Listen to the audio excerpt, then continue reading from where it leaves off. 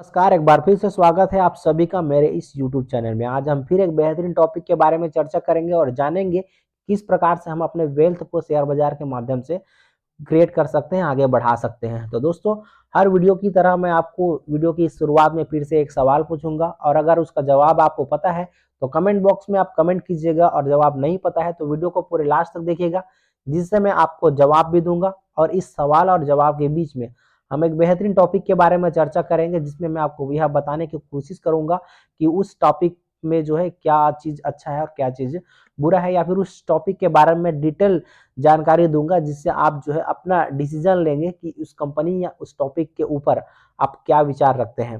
तो दोस्तों, वीडियो में आगे बढ़ने से पहले मैं आपसे रिक्वेस्ट करूंगा कि अगर आप मेरे चैनल पे पहली बार आए हैं तो चैनल को सब्सक्राइब कर दीजिए, बेल आइकन को हिट कर दीजिए ताकि हर वीडियो का नोटिफिकेशन आप तक आसानी के साथ पहुंच सके। तो आपका जो सवाल की ओर हम आगे बढ़ते हैं, तो आपका सवाल है, तो वर्ल्ड की लार्जेस्ट एनर्जी कंपनी कौन सी है? ध्यान से सुनिएगा, वर्ल्ड की लार्जेस्ट एनर्जी कंपनी कौन सी है? तो इसमें पहला जवाब है सऊदी अरामको, दूसरा जवाब है टाटा पावर, तीसरा जवाब है एक्सॉन मोबाइल और चौथा जवाब है रिलायंस इंडस्ट्री। जो भी जवाब अगर आपको पता है तो आप जो कमेंट बॉक्स में कमेंट कीजिए, और नहीं पता तो वीडियो के लास्ट तक बने रहिए, सवाल का जवाब आपको वीडियो के लास्ट में मिल जाएगा। तो दोस्तों, आज जिस टॉपिक के बारे में चर्चा करेंगे उसका नाम है टाटा पावर। दोस्तों, टाटा पावर का नाम आप जो है जरूर सुने होंगे और यह एक बहुत ही शानदार ग्रुप की कंपनी है। दोस्तों, टाटा पावर की बात करूं तो टाटा पावर पावर जनरेशन और डिस्ट्रीब्यूशन का काम करता है। इसके अलावा कंपनी जो है अपने ग्रीन एनर्जी सेक्टर पर काफी फोकस है, काफी बेहतरीन तरीके से काम कर रही है। उसके लिए कंपनी जो है सौर पैनल निर्माण का भी काम करती है, और इसके अलावा कंपनी जो है बहुत सारे चार्जिंग स्टेशन का भी निर्माण करने जा रही है। तो दोस्तों, आपको बता दूं कि कंपनी जो है आने वाले समय पर 1 लाख चार्जिंग स्टेशन का इनका टारगेट है, जो कि भारत में करेगी और बहुत बेहतरीन तरीके से इसके लिए काम कर रहा है। तो कंपनी की अभी इंस्टॉल्ड कैपेसिटी की बात करते हैं कि कंपनी कहाँ से कितना पावर जो है जनरेट करने की कैपेसिटी है। तो सोलर से बात करूं तो कंपनी के पास अभी 22% कैपेसिटी है, और विंड से बात करूं तो केवल 7% की कैपेसिटी है। वेस्ट हीट से बात करूं तो केवल 3% की कैपेसिटी है। हाइड्रो से बात करूं तो 6% की कैपेसिटी है, और थर्मल से बात करूं तो 62% की कैपेसिटी है। तो यहाँ पर आप देख पा रहे हैं दोस्तों, इनकी कैपेसिटी के अनुसार अगर हम देखें तो कंपनी अभी भी जो है थर्मल से सबसे ज्यादा पावर जनरेट करता है, और कंपनी का जो टारगेट है वो सन 2050 तक अपना जो कोयले से जो पावर जनरेट करने की जो क्षमता है उसको पूरा जीरो करेगा, और जितना भी पावर जनरेट करेगा उसको ग्रीन एनर्जी से करेगा। लेकिन अभी जो है कंपनी जो है मुख्य रूप से सबसे ज्यादा की बात करें तो 62% जो कैपेसिटी है इनका थर्मल से है। तो आने वाले समय पर डेफिनेटली कंपनी इसके लिए बहुत सारे काम कर रही है, जिसको आपको पता भी होगा। जो कंपनी ने अभी कुछ समय पहले ही अभी जो है नवंबर में इन्होंने न्यूज़ प्रकाशित किया था, उसमें 60,000 करोड़ रुपए कंपनी जो है अपने रिन्यूएबल एनर्जी की जो कैपेसिटी है उसको एक्सपेंशन करने के लिए खर्चा करेगी। यह जो टारगेट है इनका सन 2027 तक है, मतलब फाइनेंशियल ईयर सन 2027 तक जो है इतना 60,000 करोड़ रुपए उस पर खर्च करेगा। और अभी प्रेजेंट में अगर हम बात करें दोस्त की ग्रीन एनर्जी पोर्टफोलियो का कंपनी का, तो प्रेजेंट में कंपनी जो है 5.6 गीगावाट जो है अपना ग्रीन एनर्जी से प्रोड्यूस करता है। इसमें से अभी कंपनी का जो आगे फ्यूचर में फिर से टारगेट है सन 2023 तक 25 गीगावाट तक करने का। तो अभी से अगर मैं बात करूं तो 5 गुना कंपनी इंक्रीज करना चाह रहा है अपना जो कैपेसिटी को। यानी कि दोस्त, इसका जो एनर्जी ग्रीन एनर्जी का सेक्टर है उस पर बहुत ही बेहतरीन तरीके से फोकस है। अगर हम बात करें कि ये जो 5 गुना जो इनका टारगेट है सन 2030 तक, इसको किसके माध्यम से करेगा, तो इसका मुख्य ड्रिवन जो सेक्टर रहेगा वो सोलर सेक्टर का रहेगा। सोलर सेक्टर के माध्यम से कंपनी जो है अपना जो ये एनर्जी प्रोडक्शन की कैपेसिटी है उसको, ग्रीन एनर्जी कैपेसिटी है उसको 25 गीगावाट तक लेकर के जाएगा। और आपको एक और महत्वपूर्ण जानकारी बता दूं कि कंपनी जो है ईजेड चार्ज प्रोजेक्ट जो है चल रहा है कंपनी के ऊपर, यानी कि यह कंपनी जो ईवी चार्जिंग सॉल्यूशन के लिए बहुत बेहतरीन तरीके से काम कर रहा है। अब अगर आप यहाँ पर सोच रहे होंगे कि कंपनी जो है अपना पावर जनरेशन को छोड़ करके ये सारी चीजें काम क्यों कर रही है, तो दोस्तों बता दूं, यह भी जो है इसके प्रोजेक्ट के अंदर आता है, और यह कंपनी जो है चार्जिंग स्टेशन के लिए बहुत बेहतरीन तरीके से इसके लिए काम कर रहे हैं। तो बता दूं दोस्त कि कंपनी जो है पावर जो टाटा पावर कंपनी है वो वर्टिकली इंटीग्रेटेड पावर कंपनी है, जो कि पावर जनरेशन के साथ साथ पावर ट्रांसमिशन का भी काम करता है, और अपने पावर जो जनरेट करता है उसको डिस्ट्रीब्यूशन करने का भी काम करता है। इसके अलावा कंपनी जो है ईपीसी का भी काम, ईपीसी प्रोजेक्ट का भी काम करता है, यानी कि इंजीनियरिंग प्रोक्यूरमेंट एंड कंस्ट्रक्शन जिसको बोला जाता है। मतलब कोई कंपनी अगर चाहता है कि मुझे इतना कैपेसिटी का कोई पावर प्लांट खड़ा करना है, तो उसके लिए कंपनी काम करती है। उसके लिए कंपनी पूरा पावर प्लांट बना करके देने का भी काम करता है। यानी कि आप कंपनी को प्रोजेक्ट दे देंगे तो कंपनी आपको एक पावर प्लांट जनरेट करके देगा और उसके बाद आप उस पर पावर जनरेट कर सकते हैं।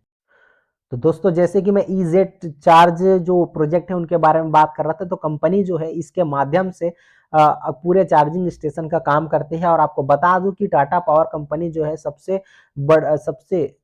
अधिक चार्जिंग पॉइंट देने वाली कंपनी है भारत में। इसके अंतर्गत जो है बस charging point, fleet charging point और इसके अलावा जो home and public charging station जो है आते हैं। अगर मार्केट लीडर की बात करो तो कंपनी जो है पब्लिक चार्जिंग सेगमेंट में 55% तक का जो है मार्केट शेयर रखता है और होम चार्जिंग इंस्टॉलेशन में कंपनी 85 यानी कि 85% तक का मार्केट शेयर अपने पास रखता है। और प्रेजेंट में बात करूं तो कंपनी के पास जो है 442 प्लस सिटी पर जो है चार्जिंग स्टेशन है और आने वाले समय पर इसको बहुत बेहतरीन तरीके से ग्रो करने वाला है। इनके टारगेट्स की अगर मैं बात करूं तो सन 2028 तक कंपनी जो है पब्लिक चार्जिंग स्टेशन को 10,000 से अधिक करने वाली है और होम चार्जिंग स्टेशन की बात करूं तो 2 लाख से अधिक जो है होम चार्जिंग स्टेशन को बढ़ाने। दोस्तों अब एक नजर डालते हैं कंपनी के फंडामेंटल के ऊपर। तो फंडामेंटल में आप नजर डालेंगे तो देखेंगे कि कंपनी का जो मार्केट कैप है वो अभी 1,08,930 करोड़ का मार्केट कैप है। कंपनी का करंट शेयर प्राइस की बात करें तो 341 रुपए है, 52 वीक हाई 350 रुपए, 52 वीक लो 182 रुपए है। स्टॉक के पी की बात करें तो 31.9 का है, जो कि इसके इंडस्ट्रियल पी 18.2 से आपको महंगा नजर आएगा। कंपनी का जो बुक वैल्यू है 94 रुपए के आसपास है। कंपनी का फेस वैल्यू 1 का है। कंपनी का ईपीएस अर्निंग पर शेयर की बात करें तो अपने एक शेयर के ऊपर कंपनी 11 रुपए का अर्निंग करता है। कंपनी का आरओसी यानी कि रिटर्न ऑन कैपिटल एम्प्लॉयड की बात करें तो 11.7% का है। आरओई की बात करें तो 12.6% का है। कंपनी का पीईजी रेशो यहाँ पर आप देखेंगे तो 0.71 का है, यानी कि कंपनी का पीईजी रेशो अभी वैल्यूएबल है। अभी आप इसको सस्ते मान सकते हैं पीईजी रेशो के हिसाब से। अगर कंपनी के हम कर्जा देखें, कंपनी पे जो कर्जा है वो 52,526 करोड़ रुपए का कर्जा है और कंपनी के पास रिजर्व की बात करें तो 29,817 करोड़ रुपए का रिजर्व है। तो दोस्त यहाँ पर आपको कर्जे के बारे में बता दूं कि इस प्रकार से कोई भी पावर जनरेशन जो कंपनियां होती है उसमें काफी कर्जा होता है, क्योंकि इस प्रकार की जो प्रोजेक्ट है उसको स्टेब्लिश करने के लिए बहुत सारे इक्विपमेंट लगते हैं जो कि काफी महंगे होते हैं और पावर जनरेट करने के लिए काफी जो खर्चा करना पड़ता है। इसी वजह से इस प्रकार की कंपनियों को कर्ज लेकर के अपना बिजनेस स्टार्ट करना पड़ता है और काफी मेहनत करना पड़ता है। तो दोस्त इसके अगेंस्ट में अगर कोई भी कंपनी का इस प्रकार से कर्जा है तो हम उसके डेब्ट टू इक्विटी रेशो और इंटरेस्ट कवरेज रेशो पर नजर डालते हैं। तो हम कंपनी के इंटरेस्ट कवरेज रेशो पे अगर हम नजर डालेंगे तो 2.17 का है। इसका मतलब ये है दोस्त कि कंपनी जितना भी अपने कर्जे के ऊपर जो इंटरेस्ट पे करता है उसके अगेंस्ट में कंपनी 2.17 टाइम्स जो है पैसा कमा रहा है। मतलब अगर कोई कंपनी जो है अगर अपने का इंटरेस्ट कवरेज रेशो 1 से कम है, इसका मतलब ये है कि कंपनी जितना कर्जा पे करता है उतना उसके बराबर भी वह जो है इनकम नहीं कर पा रहा है। अपने जो इंटरेस्ट के माध्यम से उतना इनकम भी नहीं कर पा रहा है। जो कर्जा लिया हुआ है उससे जो प्रॉफिट जनरेट हो रहा है उसके अगेंस्ट में जो है वो अब उसके बराबर भी नहीं कर पा रहा है। इंटरेस्ट कवरेज रेशो का मतलब यही होता है कि मतलब जितना भी इंटरेस्ट वो पे कर रहा है उसके उसके उससे ज्यादा यहाँ पर 2 गुना उससे 2 टाइम्स जो है कंपनी इनकम कर रहा है। और डेब्ट टू इक्विटी रेशियो पे अगर नजर डालेंगे यहाँ पर तो कंपनी का डेब्ट टू इक्विटी रेशियो कितना है 1.74 है। मतलब कंपनी जो है अभी जो अपने डेब्ट से 1.74 रुपीस जो है मतलब हर इक्विटी के ऊपर अपने कर्जे के माध्यम से 1.74 रुपए का इनकम करता है। तो इस प्रकार से दोस्त आपको समझना है कि कंपनी जो है किस प्रकार से अपना कर्जा लिया है और किस प्रकार से इनकम कर रहा है। तो दोस्तों टाटा पावर बहुत ही शानदार कंपनी है, बहुत ही बेहतरीन कंपनी है और आगे चल के इसका जो प्रोजेक्ट है वो काफी बेहतरीन तरीके से आगे बढ़ रहा है। अब हम कंपनी के प्रॉफिट लॉस की ओर अगर हम नजर डालते हैं तो आप देख पाएंगे कि कंपनी ने जो है सन 2020 में मार्च फाइनेंशियल ईयर सन 2020 की बात करें तो कंपनी ने 29,136 करोड़ रुपए का सेल्स किया था और मार्च 2021 में 32,700 3 करोड़ रुपए का सेल्स किया था, जो कि 12.2% बढ़ करके था।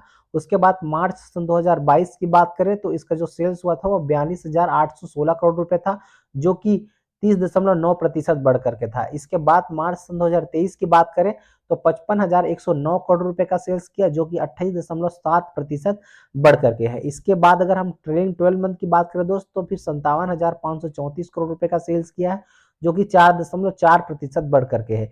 इसी प्रकार से हम इसके नेट प्रॉफिट को भी हम अगर देखेंगे तो कंपनी ने मार्च सन 2020 में 1,316 करोड़ रुपए का नेट प्रॉफिट जनरेट किया था, जो कि मार्च सन 2021 में बढ़ करके 1,439 करोड़ रुपए हो गया, जो कि 9.3% बढ़ करके आया। उसके बाद फिर जो है मार्च सन 2022 की बात करें तो कंपनी का जो नेट प्रॉफिट हुआ वो 2,156 करोड़ रुपए का हुआ, जो कि 49.8% बढ़ करके आया। उसके बाद फिर मार्च सन 2023 की बात करें तो इस प्रकार से कंपनी ने और भी शानदार तरीके से ग्रोथ किया और 3,810 करोड़ रुपए का नेट प्रॉफिट जनरेट किया, जो कि 76.7% ग्रोथ करके है, मतलब 76.7% बढ़ करके आया। और अभी अगर ट्रेलिंग 12 मंथ में नजर डालें तो 4,149 करोड़ का इनका जो है नेट प्रॉफिट है, जो कि 8.9% बढ़ करके है। तो दोस्त इस प्रकार से कंपनी जो है लगातार कंसिस्टेंसी जो है प्रॉफिट कमा रही है और अपने बिजनेस को बेहतरीन तरीके से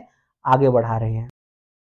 अब दोस्तों फाइनली चलते हैं आपके जो सवाल था उसके जवाब की ओर। तो आपका सवाल था वर्ल्ड की लार्जेस्ट एनर्जी कंपनी कौन सी है। तो आपको 4 ऑप्शन मिले हुए थे, जिसमें से पहला ऑप्शन था सऊदी अरामको, दूसरा ऑप्शन था टाटा पावर, तीसरा था एक्सॉन मोबाइल और चौथा था रिलायंस इंडस्ट्री। तो दोस्तों इसका सही जवाब है सऊदी अरामको। तो दोस्तों इस प्रकार से बेहतरीन और वैल्यूएबल जानकारी के लिए आप चैनल को सब्सक्राइब कर लीजिए।